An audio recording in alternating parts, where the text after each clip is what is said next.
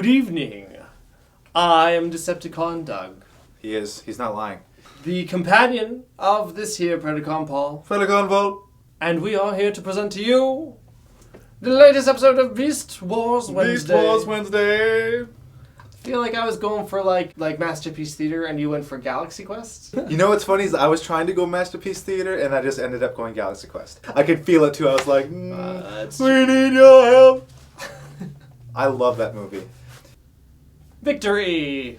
Victory! This episode begins with the Predacons. It looks like Megatron is trying to do something with Energon, make it like replicate or something like that. And anyways, it explodes. The other Predacons are like, you're wasting Energon, and they fight. The Maximals are watching this happen because they set up a spy camera inside the Predacon base. They ignite the Energon and it explodes! And the Maximals even feel it in their base. So the Maximals go to check out what happened in the Predacon base, and it looks like things are slagged. There's a huge, steamy, burnt-up hole where the Predacons were. It looks like the results of an explosion that happened from...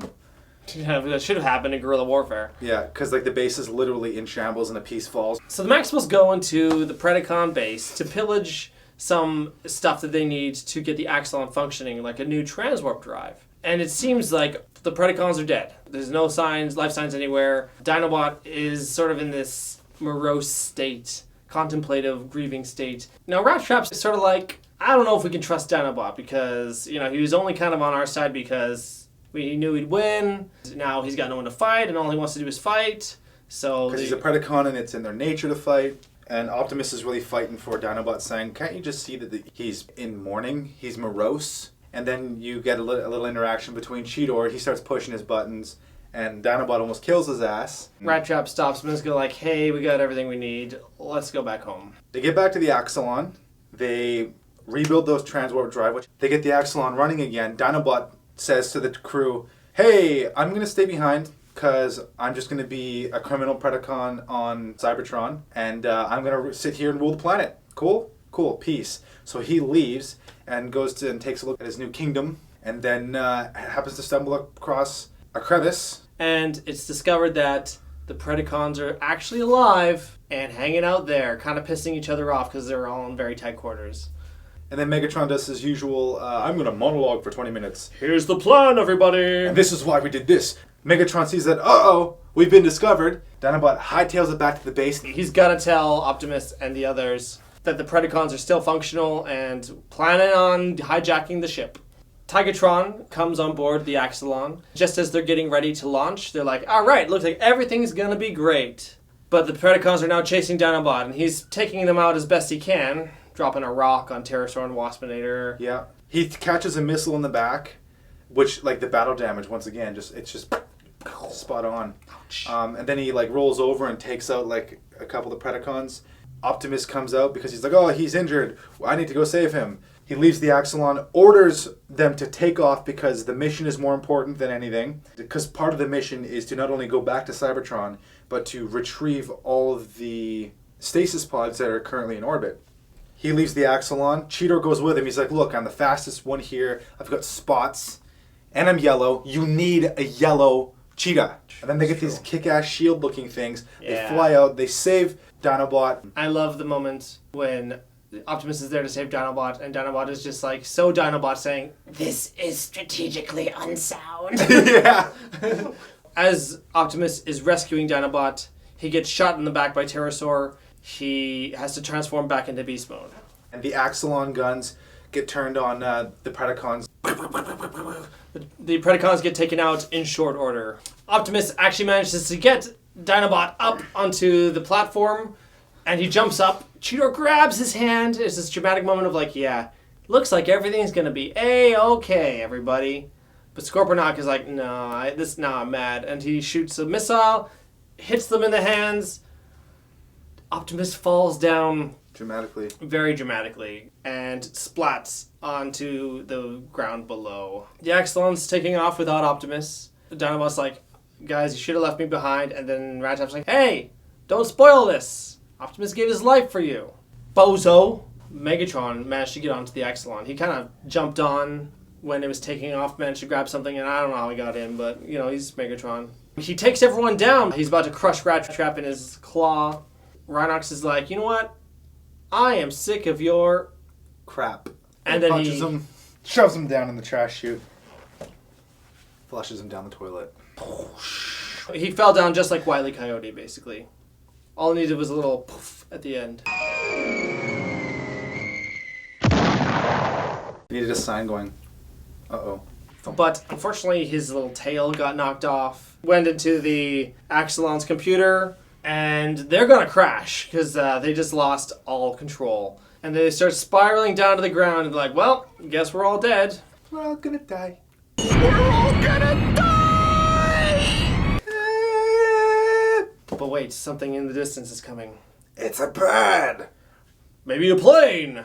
No, it's Optimus! Dun, dun, dun, dun, dun, dun, dun, dun, dun. Optimus flies up and slows the descent of the Axalon down just enough that it nicely rests right back into the place where it was. Exactly. Yeah, to the stone, to the grain of sand. It's like when you move your sofa and there's like 4 little holes or 6 little holes in the carpet, and then when you move it back, you always want to try to move it exactly where it was before. Optimus did that with a ship. So he's like, okay, what's the damage?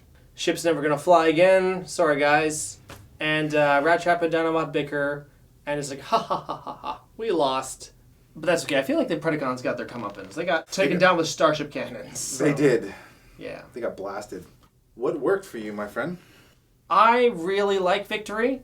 One of the things we touched on last episode with the probe was the disconnect of Dinobot and the rest of the Maximals, and how who he is on Cybertron is not who he is in the Beast Wars. He's still a Predacon outlaw in the eyes of Cybertronians. And even though he's kind of like redeemed himself in the eyes of Optimus Primal, that doesn't mean he's going to be redeemed in the eyes of the Predacons or the eyes of the Maximals back home. This is where we actually finally get to explore that struggle within Dinobot. He actually makes a decision, which, he didn't get a chance to make in the probe. I'm going to stay here because I got nowhere else to go. And I'm going to rule over all these animals and rocks. Finally, he's going to show the little plant who shoots the seeds. He's going to show that who's boss. He's coming for you, bro. He is going to lay down the law. You better hide back under your rock, son.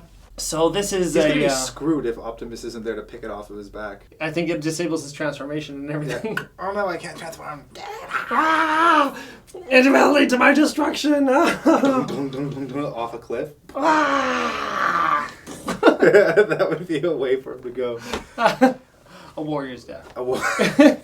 Okay, I'm going to say yes. That really, really, really worked for me. It's probably my favorite part of this episode. We're exploring more of like what this would like mean to Dinobot, them returning to Cybertron, right? We tend to forget that, he still has to pay for his crimes on Cybertron. Dinobot, you really get to see the layers and the depth of his character. When the Predacons were thought to be destroyed, you could see that there's a sentimental side to him that was sad. Those were his comrades. Those were his friends. And he didn't come right out and say it. Well, he did, sort of, to Cheetor, I think. I knew him, yeah. And then Cheetor is all like, oh, would you like a hug or something like that? Being an insensitive Prick. Reckless Cheetor being reckless again. Reckless with your mouth. Yeah, if Rattrap wasn't there, you'd be dead. The fact that he was being so insensitive in that piss off Dinobot, it hurt him.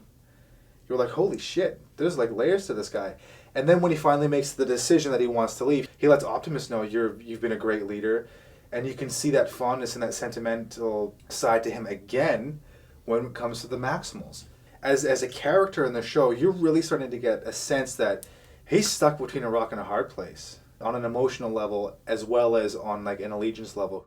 One of the problems again with the probe was that you said like it was inevitable that the Maximals were going to lose. And while that was sort of the case here as well, I do feel like it was constructed in a way that was more interesting and you were less sure of how it was going to finish. What also helps is that they used the characters very well. All the characters were very loyal to themselves and like how they behaved, but you got to see everybody and you got to see a little bit of everyone in action. All the Predacons kind of bickering a little bit before they get into combat. And then all the Maximals kind of do their part. Rhinox gets up and punches them out. Cheetor's there to help Optimus. Like, everyone is a part of this big story and this big climactic showdown. Okay, so another thing that I really, really liked about this episode, it was nice to see that they were still trying to get home. You sort of get stuck in like And they're on this weird planet that's not Earth. And they're in the middle of the Beast Wars, and they gotta stop the Predacons, and the Predacons gotta stop the Maximals. You forget, their ultimate goal, ultimately, is to get home. That's like their personal stakes. They had a whole life left behind on Cybertron.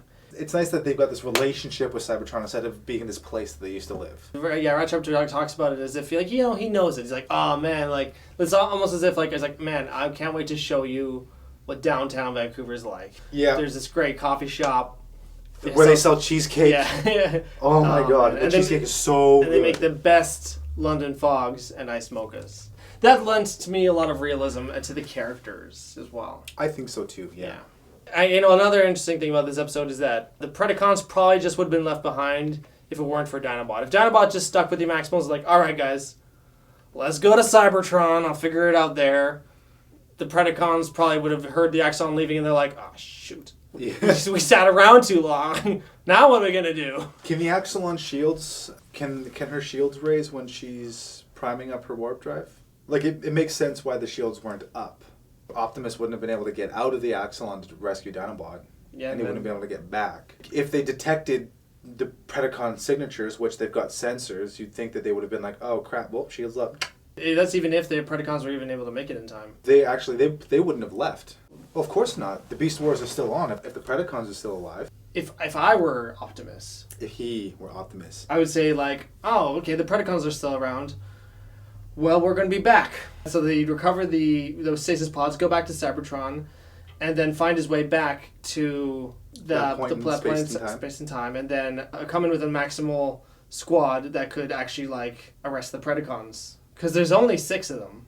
So 2 or 3 ships would be more than enough to take Megatron into custody. So I'm sure the Maximals have some type of large battle cruiser. I wonder what a Maximal battle cruiser looks like. I bet you it's like a giant Axalon-y looking ship. The bulbous curvature on the back and like... Cannons on the side. Cannons. Pew, pew, pew. Shield grids and like probably what, like 100 troops? Because you would have a full staff, right? Or full crew in the bridge. You'd have a full crew in engineering. You'd have a full crew at tactical. And then you would have your shock troops. Fully crewed battle cruiser. Maximal battle cruiser. What would that look like? Send us your picture of your Maximal battle cruiser concept art. Hell, I'm going to start. I'm going to make one. Cool. It'll be better than everyone's. The only thing that drives me crazy with this one, I just don't know why. I can't figure out like why this happened in the animation process. But there's a commercial break. Before the commercial break, Optimus is in robot mode. After he's back in beast mode. Oh yeah. Just to transform back into robot mode.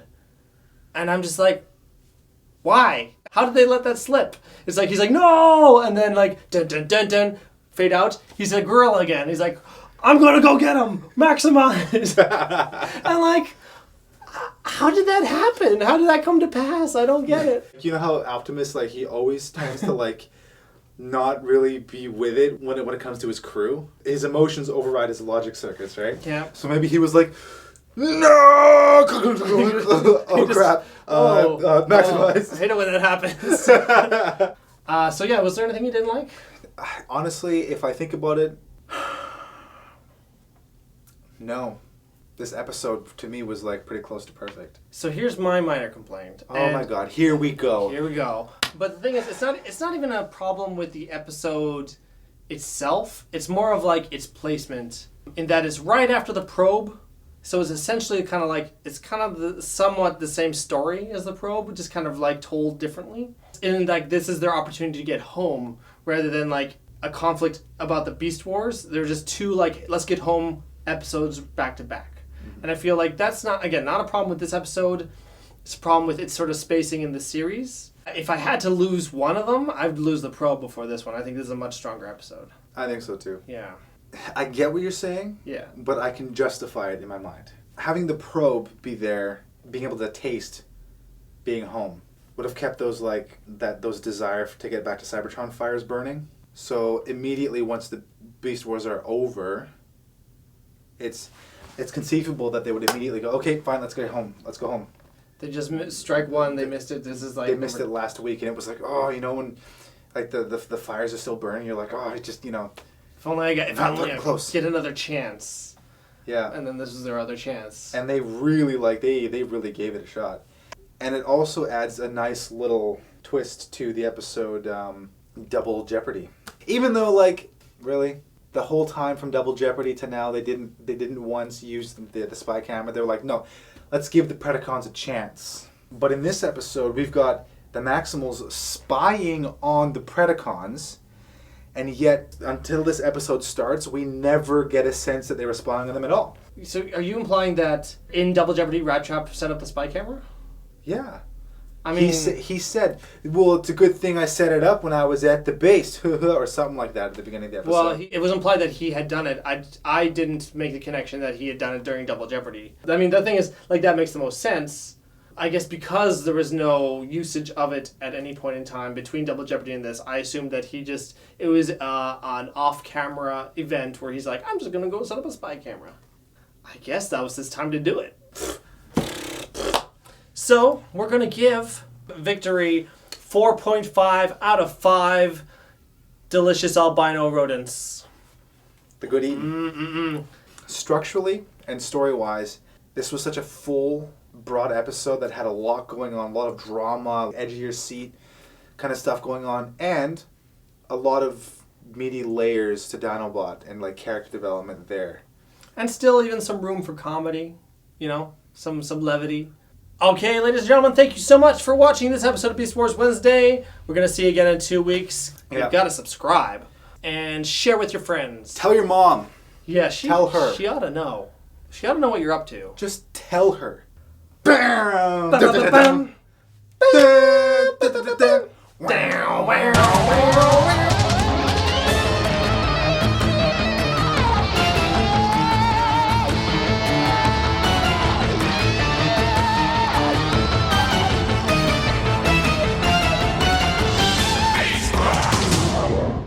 And tonight, we are talking about Victory. No.